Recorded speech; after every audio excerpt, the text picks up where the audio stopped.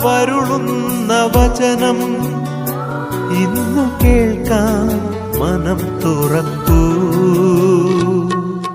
മനസ്സാകും വയലേലകളിൽ നിന്നും ഈശോ മിശിഹായിക്ക് സ്തുതിയായിരിക്കട്ടെ.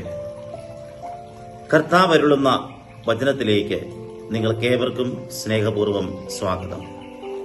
ഇന്ന് കൈത്താക്കാലം 2-ാം ഞായർ. സഭാമാതാവ് നമ്മുടെ വിചിന്തനത്തിനായിട്ട് നൽകിയിരിക്കുന്ന വചനവാക്യം വിശുദ്ധ യോഹന്നാന്റെ സുവിശേഷം 15-ാം അധ്യായം 1 മുതൽ 8 വരെയുള്ള വാക്യമാണ്. മുന്തിരി വള്ളിയിൽ നിലനിൽക്കുക, ക്രിസ്തുവിൽ ചേർന്നാൽ ജീവിതം ഫലം കായ്ക്കും. ഒരു ഗ്രാമത്തിൽ 2 ചെടികളുണ്ടായിരുന്നു. ഒന്നിന് ദിവസവും വെള്ളവും വളവും ലഭിച്ചു. അത് തോട്ടക്കാരനോട് ചേർന്ന് നിന്നു. കുറച്ച് മാസങ്ങൾക്കുള്ളിൽ അത് പൂക്കളും ഫലങ്ങളും നൽകി. മറ്റേ ചെടി തോട്ടക്കാരനിൽ നിന്ന് അകന്നുപോയി. വെള്ളവും പരിചരണവും ലഭിക്കാതെ അത് ഉണങ്ങിപ്പോയി.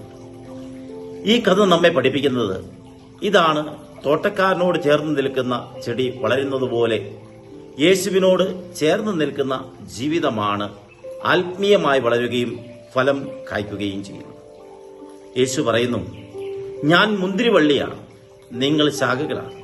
ശാഖ വള്ളിയിൽ നിന്ന് വേർപെട്ടാൽ അതിന് ജീവിക്കുവാനോ ഫലം കായ്ക്കുവാനോ കഴിയുകയില്ല.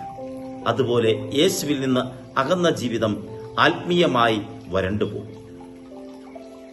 ക്രിസ്തുവിൽ നിലനിൽക്കുക എന്നത് ദിവസവും പ്രാർത്ഥിക്കുക, ദൈവവചനം ധ്യാനിക്കുക, വിശുദ്ധ കുർബാനയിലും കൂദാശകളിലും വിശ്വസ്തരാവുക, സ്നേഹത്തിലും ക്ഷമയിലും ജീവിക്കുക, മറ്റുള്ളവർക്ക് നന്മ ചെയ്യുക. അപ്പോൾ നമ്മുടെ ജീവിതം സമാധാനത്തിന്റെയും സ്നേഹത്തിന്റെയും വിശ്വാസത്തിന്റെയും നല്ല പ്രവർത്തികളുടെയും ഫലങ്ങൾ പുറപ്പെടുവിക്കും. നമ്മുടെ ജീവിതം മറ്റുള്ളവരെ ദൈവത്തിലേക്ക് നയിക്കുന്ന ഒരു അനുഗ്രഹമാകും.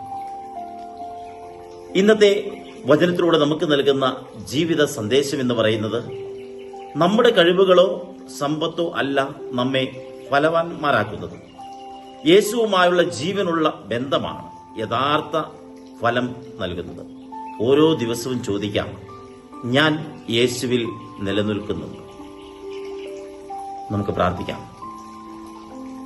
കർത്താവായ യേശുവേ, അങ്ങാണ് യഥാർത്ഥ മുന്തിരിവള്ളി. ഞങ്ങൾ അങ്ങയുടെ ശാഖകളാണ്. അങ്ങയോട് എന്നും ചേർന്ന് നിൽക്കുവാൻ ഞങ്ങളെ അനുഗ്രഹിക്കണമേ.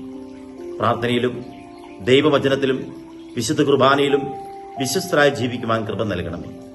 അഹങ്കാരവും പാപവും സ്വാർത്ഥതയും ഞങ്ങളിൽ നിന്ന് അകറ്റി സ്നേഹത്തിന്റെയും കരുണയുടെയും വിശ്വാസത്തിന്റെയും നല്ല പ്രവൃത്തികളെയും ഫലങ്ങൾ കായ്ക്കുന്ന ജീവിതം നയിക്കുവാൻ ഞങ്ങളെ ശക്തരാക്കണമേ.